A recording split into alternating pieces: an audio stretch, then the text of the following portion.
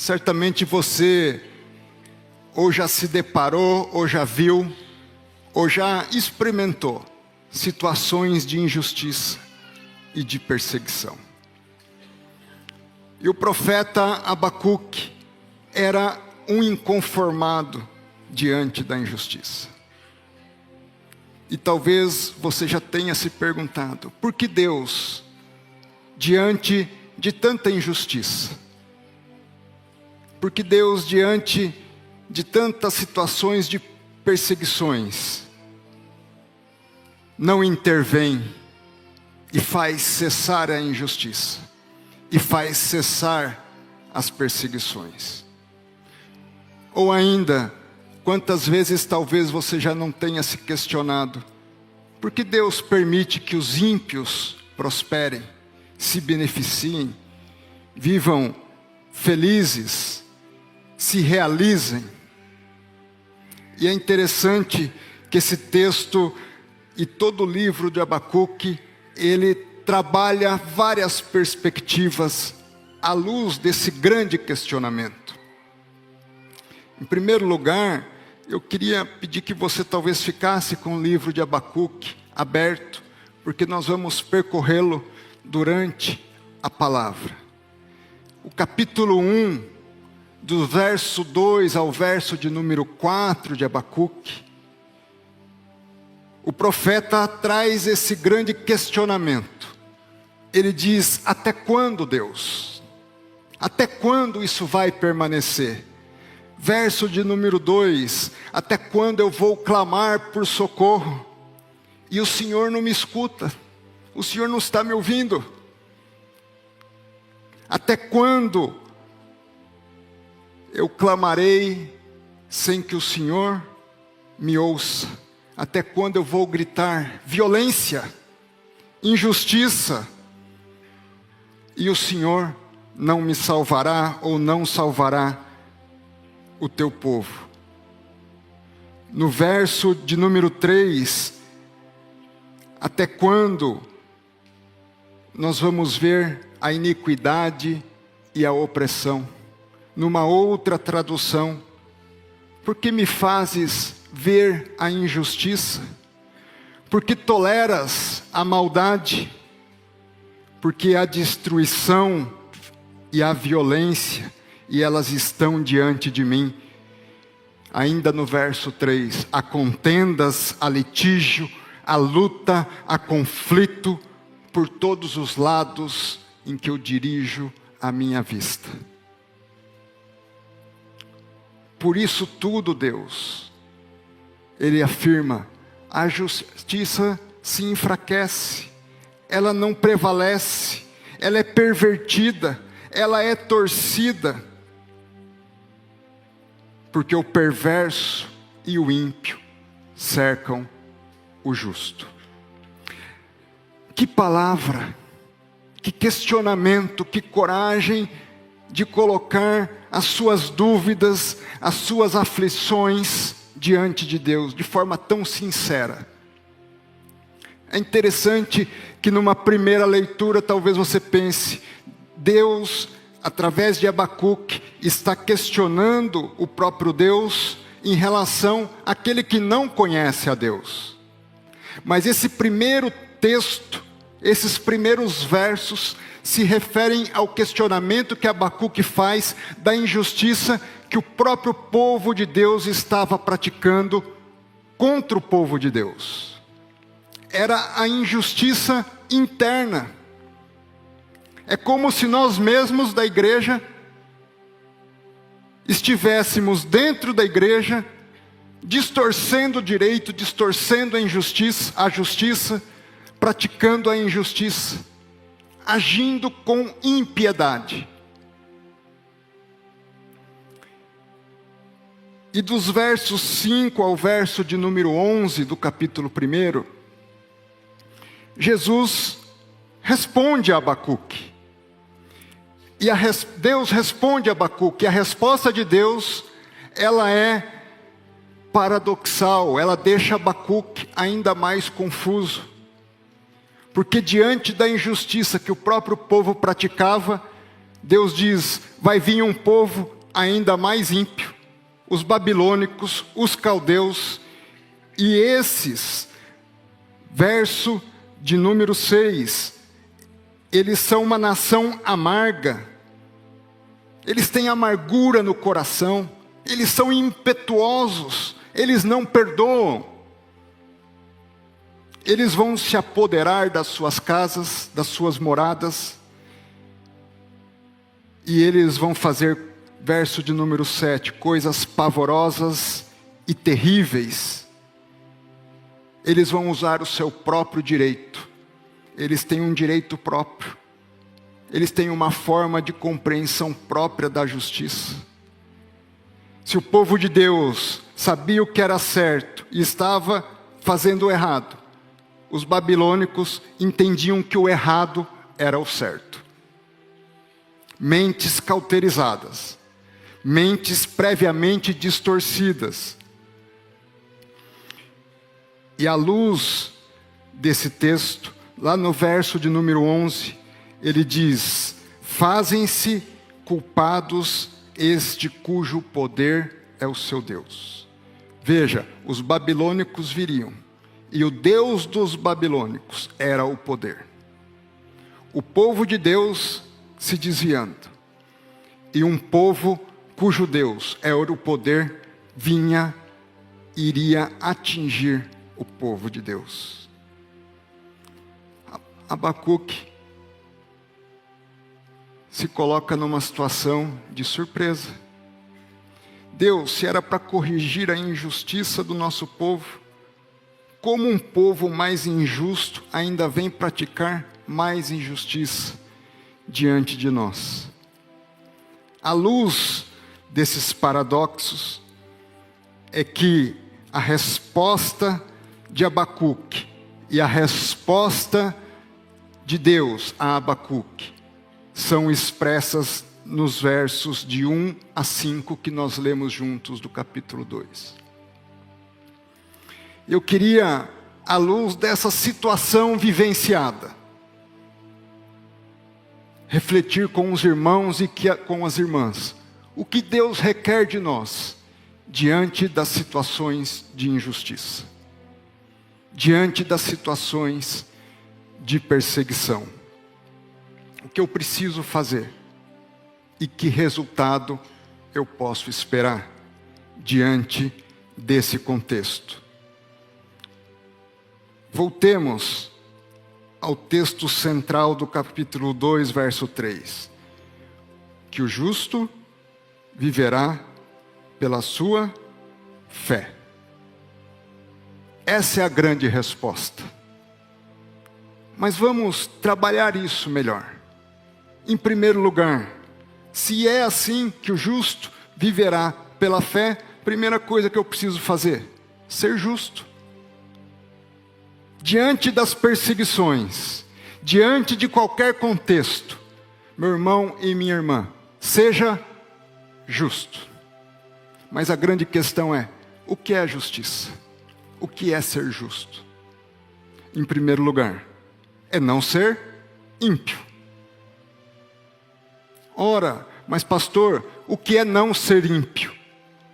Se nós formos um pouco adiante, no capítulo 2, a partir do verso 6, nós temos os 5 ais de Deus em relação aos babilônicos.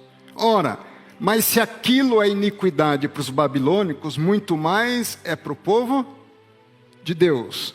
6:1, ai daquele que acumula o que não é seu. Então, para você ser justo, em primeiro lugar, não acumule aquilo que não é seu, que não te pertence, que não é honesto, que não é íntegro, que não é justo que você se apodere. O segundo ai, verso de número 9, ai daquele que ajunta em sua casa bens mal adquiridos. Como é que nós temos adquirido os nossos bens? Pagando os impostos, respeitando a lei, declarando adequadamente aquilo que nós fazemos. como fruto do nosso trabalho e não da exploração do próximo. Então, adquira corretamente os bens. Terceiro ai daquele que edifica a cidade com sangue e se fundamenta com iniquidade. Não pratique a injustiça, a violência, a iniquidade. Quarto ai daquele que dá a beber o seu companheiro, misturando a bebida o seu furor. Aplaque a sua ira, aplaque a sua fúria, aplaque a sua revolta. Quinto ai, verso 19, ai daquele que diz à madeira acorda e a pedra muda, desperta. Pode o ídolo ensinar? Eis que está coberto de ouro e de prata, mas o seu interior não tem fôlego algum. Jogue os seus ídolos fora. Que ídolos você tem dentro de casa? Dentro do coração? O que você tem idolatrado? Pessoas, personagens. Nós cantamos aqui toda a glória ao Santo Deus. Só a Ele prestemos culto. Só a Ele louvor. Então, primeiro segredo, não pratique a injustiça. Muitos filósofos debatem, e há autores que dizem, estamos há milhares de anos tentando definir o que é justiça. Mas eles dizem, alguns deles, é difícil encontrar a justiça perfeita. Mas um sinal de que nós estamos no caminho certo é, não faça a injustiça. Meu irmão e minha irmã, para você ser justo, você não pode ser injusto. É um bom caminho, é um bom início de caminho. Mas nós precisamos avançar nessa questão. O que é justiça? A filosofia fala em duas grandes vertentes de justiça, das quais ramificações variáveis vão surgindo. Primeiro, Jeremy Bentham, um filósofo do século XIX. Bentham dizia, justiça é uma medida de utilidade. Traduzindo, justo é o que é melhor para mim, pastor. Bom isso, né? Justo é quando eu ganho, quando eu me dou bem, quando meus interesses são atendidos. Traduzindo em linguagem bem simples, justo é quando eu ganho mais ou eu perco menos. Interessante esse conceito. Stuart Mill, discípulo de Bentham, quis dar uma amenizada nessa perspectiva. Não, justo é o que é melhor para a maioria. Assim, estamos lá no conselho, formou maioria, ganhamos, pouco importa o estrago que é feito. Estamos numa assembleia familiar, numa reunião de trabalho, não justo. É o que nós aprovamos como maioria. O que nos atende mais a uma maioria. Pouco importa a minoria. Outro ramo da filosofia, Immanuel Kant. Justo é o que é certo. Pouco importam as circunstâncias. Pouco importa se eu vou ganhar ou se eu vou perder. Pouco importam os meus interesses. Justo é fazer o certo. Não é isso que nós ensinamos para os nossos filhos? Faça o certo, não minta, independente das consequências. Eu não consigo ver outro conceito de justiça na Bíblia senão esse. fazer o certo. Kant, ele utilizava máximas e imperativos categóricos. Uma máxima é uma verdade que vale universalmente, de forma atemporal, independente das circunstâncias. Uma máxima do cristianismo, quando se dirigem a Jesus: Senhor Jesus, como se resumem as leis de Deus? Jesus diz uma máxima que vale independente das circunstâncias: amarás a Deus de todo o teu coração, de todo o teu entendimento. Amarás o próximo como a ti mesmo.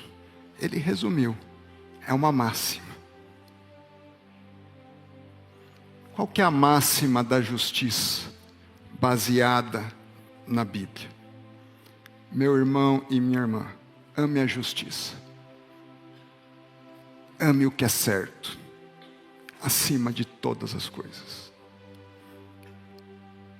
Ame a justiça do próximo, como se fosse a sua própria justiça. Quando você ama essa justiça, pouco importa se você ganhou ou se você perdeu.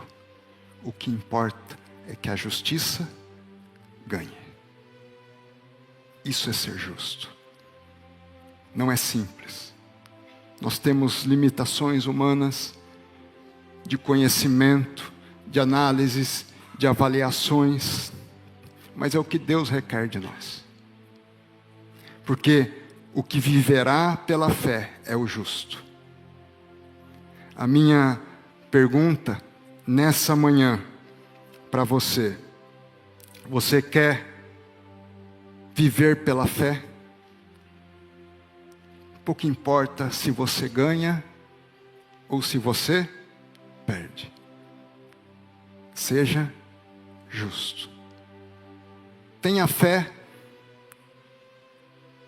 em Deus, porque dessa forma, quando eu olho para as perseguições, quando eu olho para as injustiças, e eu vivo pela fé, Deus diz: pratique a justiça e creia em mim. Creia que eu vou intervir. Diz o texto, verso 3, cumprir-se-á no tempo, verso 3, no tempo determinado. Mas se apressa e não falhará. Se tardar, tenha paciência, espera-o. Não é no nosso tempo, não é do nosso jeito. Se fosse por justo viver por suas forças, por suas obras, por sua capacidade de resolver os problemas, Deus diria: viva por si mesmo, por suas forças. Mas Deus está dizendo: confia em mim, espera em mim. Há tempo. Nós não entendemos. Eu não consigo dar a resposta clara. Porque Deus tolera a injustiça. O que eu posso dizer é que Deus está vendo todas as situações. Ele quer que você não pratique a injustiça. E Ele quer que você seja justo. Mas pastor, Abacuque questiona Deus. Deus, o Senhor não está vendo? Verso de número 12, capítulo 1. Tu não és desde a eternidade? O Senhor que é puro de olhos e não podes ver o mal, como podes contemplar a opressão? Como podes suportar e tolerar o que está acontecendo? Eles estão vindo nos pescar numa rede de arrastão. E eu queria finalizar essa palavra com vocês, trazendo o final de Abacuque. Vamos para o capítulo de número 3.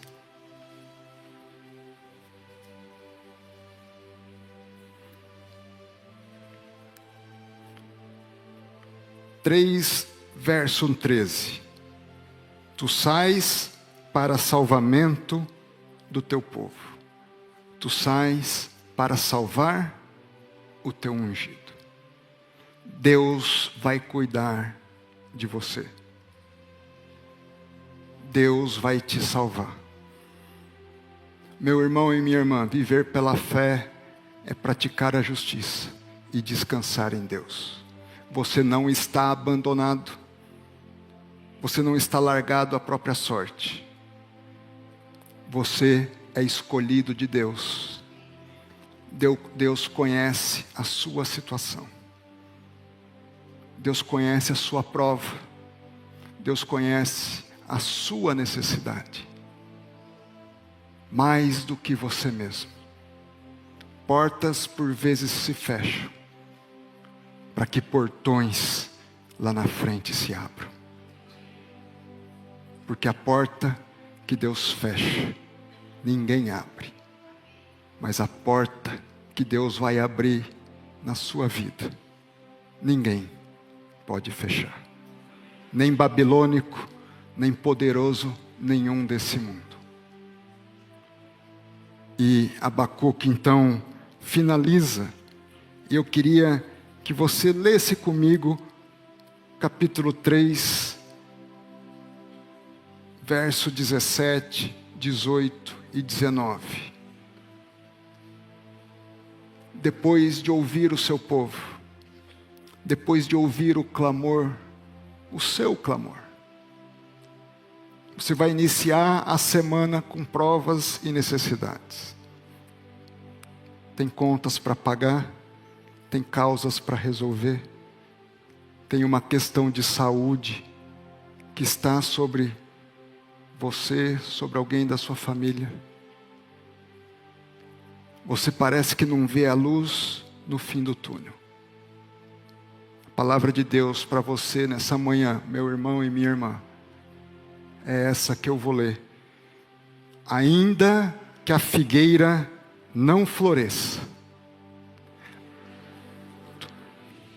o produto da oliveira minta, e os campos não produzam mantimento. As ovelhas podem ser arrebatadas do aprisco, e nos currais não haja gado. Todavia, você se alegra no Senhor. Você exulta no Deus da sua salvação. O Senhor Deus é a sua fortaleza.